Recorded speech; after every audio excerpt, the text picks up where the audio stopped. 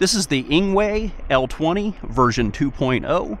This is an entry-level fat tire e-bike from Engwe, and just a quick disclaimer, Engwe did send me this bike to review in return for a fair and honest review, but all opinions expressed in this video are mine and mine alone. This is the cheapest e-bike that you can buy from Engwe. I mean, well, technically there's one other that's cheaper. It's a mini bike, but we're not going to count that one. This is the cheapest e-bike that you can get, that you can ride with any practicality, so I'm going to consider this one, for all intents and purposes, the cheapest e-bike you can buy from Engwe. And the good thing is they didn't cut any corners on this e-bike. This is a very well built bike, and you wouldn't think of it as a cheap e-bike, but we're going to go through everything that the bike has to offer in the rest of this video. I'm riding the bike now under my own power with zero pedal assist, and it actually does move along surprisingly well. I'm in 5th gear now. I started out in 4th. I'm going to go up to 7th. And we're up to about 12 miles per hour, and this is definitely giving my legs a workout. Now, like I said, it's pedalable, it's doable, but I wouldn't want to go far on this bike as heavy as it is. It weighs right around 75 pounds with the battery in it, so we're going to get to a straightaway up here and start testing out the pedal assist levels. Alright, we got a pretty good straightaway here, so I'm going to test out the pedal assist levels. I am on pedal assist 1 right now, taking off. 7th gear. And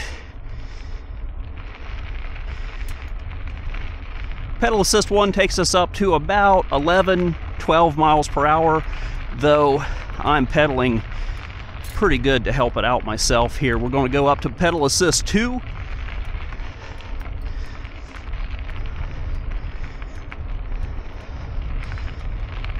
Pedal assist 2 takes us up to 13, about 13, maybe 14 miles per hour. Pedal assist 3. Okay, I felt that kick in. That's where we're really starting to feel a difference here. And pedal assist 3 is carrying us along at 15 miles per hour, and I'm not putting much effort into pedaling now. Up to pedal assist 4, and that really kicks in hard. And this is where we start to really notice a big difference. I'm up to almost 21 miles per hour. And pedal assist 5.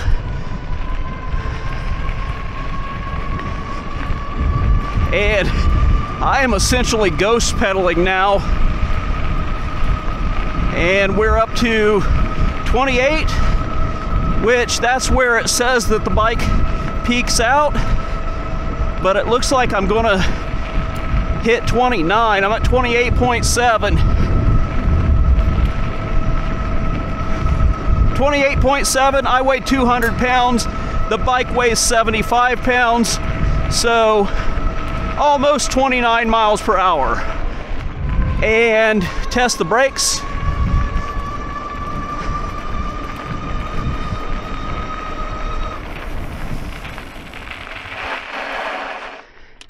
Pretty good stopping power. Now that we've tested it out in pedal assist mode, I'm going to run the throttle. Throttle peaks out at 20 miles per hour, but this is throttle mode. And if you use the bike in any pedal assist level, you can use the throttle, but regardless of what pedal assist level you're in, it peaks out at 20, and there's no governing the speed.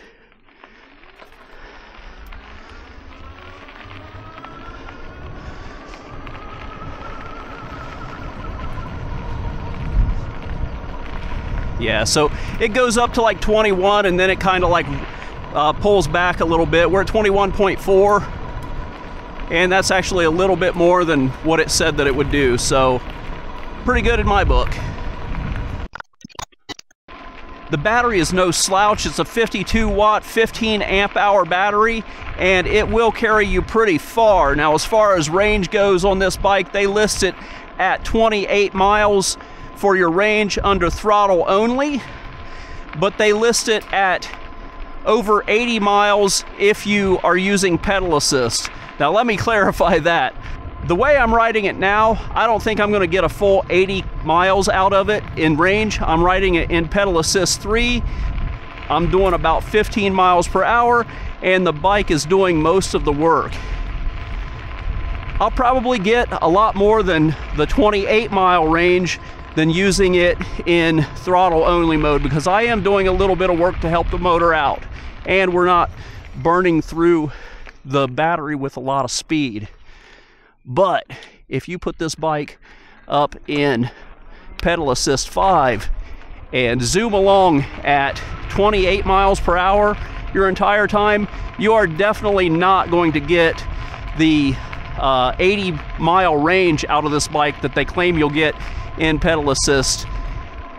What they basically mean by that is running the bike in a low pedal assist, and honestly this bike is so heavy that you're really not getting a lot out of it from pedal assist 1 and 2. I mean, it'll move the bike along, but you're going to be, if you really just kind of want to chillax, you're going to be zipping along at about 10 miles per hour, maybe 12, 13 miles per hour in pedal assist 2. It's hard to go slow on this bike. It's not the fastest bike on the market, but it really wants to move when you crank back on that throttle, and especially when you get up in the higher pedal assist levels, it really wants to zip up to its top speed and stay there.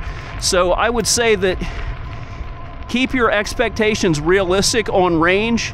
I'm going to do a full test of the 28-mile range that they claim that you can get with throttle only, but I am not patient enough to do an 80-mile range test at 10 miles per hour, so I'm just going to have to take their word on it on that one. This bike has a pretty strong rear hub motor. It's at 750 watts, but it peaks at 1125 watts, so you've got a pretty good range there. It does get up to speed very quickly, and it climbs hills pretty good too. Everything on this bike feels really solid and feels really well built. I mean, the fenders are great. We've got a Shimano shifter here. The brake handles feel really solid and well built. The screen is easy to read even in sunlight with sunglasses on, and the controls over here are intuitive. It's also got a little bell here. The key feature that I really like about this bike is its folding capability. It's basically one latch to be able to fold the handlebars down, and then one latch to fold the bike frame in half. Now, it's a heavy bike. It weighs about 76 pounds with the battery in place. So what I do when I transport it, I take the battery out, and optionally you can even pull the seat off because the seat has a quick release. That'll save you, a pound or two. But it does make a lot of difference when you pull that extra weight off to be able to transport it, because like I said, it's heavy. But if you got a good strong back, you're not going to have any problems lugging it around. It's got a handle on the bottom, and it's got a handle in the frame for grab points, so you can also just kind of roll it around on its back wheel using that handle on the bottom of the frame. But once it's folded and you get used to how its weight is distributed, it's not too bad to move around. And I fit it very easily in my minivan, and it goes in the back of my hatchback without any problems either. It's a little bit awkward the first few times that you fold it, but once you have a good idea of how its weight's distributed, there's nothing to it. I would just say practice it a few times and then you'll get the hang of it. There's really nothing to it. So this is a really comfortable bike to ride with those fat tires and the suspension seat post and the front suspension forks. It's really doing a great job of absorbing every little bump and rock that I hit. But with that being said, this is a big bike too. It doesn't look like it's that big in the pictures, but when you see it in person, when you ride it in person, it's a pretty tall bike. Now they say that this bike is rated for people who are 5'6" to 6'2". Well, I'm 5'10" with a 30-inch inseam, and I've got the seat all the way down. I don't quite have a full pedal stroke. I could take the seat up maybe 1 or 2 inches, and that would be it for me. A skilled 5'6" rider is probably going to be able to ride this bike okay, but it's going to be a stretch for them. somebody who is 5'6" who really doesn't ride a lot might have some challenges with this thing. Now maybe you could take the suspension seat post off and put a normal seat post on here to give you another 3 or so inches that you could go down. But at 5'6", keep that in mind. I'm 5'10", and for me to sit on this bike at a stop with the seat all the way down, I'm on my tippy toes. So I really like this front and rear rack, especially the rear rack. It's rated for 25 kilograms is what's stamped on there. I don't remember exactly what 25 kilograms is in pounds. I want to say it's like 55 or 56 pounds. I am not up on my conversion rate, but I'll put that on the screen. That point aside, I think this would be a great bike for a Grubhub or Uber Eats delivery driver, or somebody else who does bike delivery, because you've got the speed, you've got the comfort, you've got the range to go a pretty long ways on this, and you've got the storage capacity to put a big rack on the back of this thing and be able to carry your deliveries. So the more that I spend time on e-bikes, the more that I find that they're kind of quick to get around in-town traffic. So there are times that I can get across town on a bike faster than I can in a car, just because you've got more traffic loopholes available to you on a bike. The tires are well built with this and comfortable. It's going to be great for wooded trails and things like that, though I wouldn't take it full-on mountain biking. The brakes are good, but as far as like how I ride, I'm a pretty casual rider, and it does the job for me. As far as like downhill mountain biking, I don't know that I would want to take this bike on that kind of ride. But as far as like riding in the woods and on wooded trails and in grass and off-road, go for it. The bike handles just fine and does a great job with all of that kind of stuff. And it does good with hill climbing too. Okay, I'm going to do a little bit of off-roading here, throttle only, and we're going to come back. We're going to go down this hill, which is pretty steep, but over there it's even more steep, and we're going to see how it does coming back up the hill. So here we go. Yeah, this bike is actually a lot of fun off-road. It handles the grass here like nothing. Here's some gravel. And it's just going through the gravel like a hot knife through butter. We'll turn around and go up that hill over there. It's a pretty steep hill. I hope the video conveys that, but this is with a run at it. Very, very steep. Okay, I let off when I shouldn't have. Yeah. I don't know if you can tell, but that is a very steep hill. I would normally walk a bike up that anyway. It made it about halfway, and then I kind of chumped out and let off the throttle, but it did pretty good. I just felt like the bike was going to flip on me. But that's a really, really steep incline. I'm going to see if I can make it up that big one here with a run at it.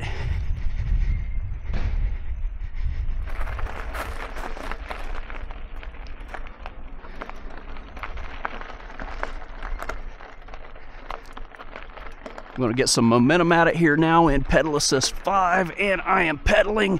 And can we do it? Can we do it? Can we do it?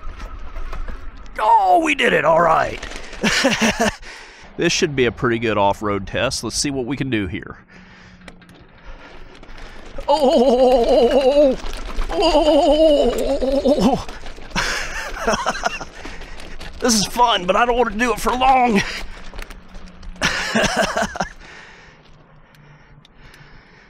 That was throttle only. So my final thoughts on the Engwe L20 2.0. For the price, this is one hell of a great bike.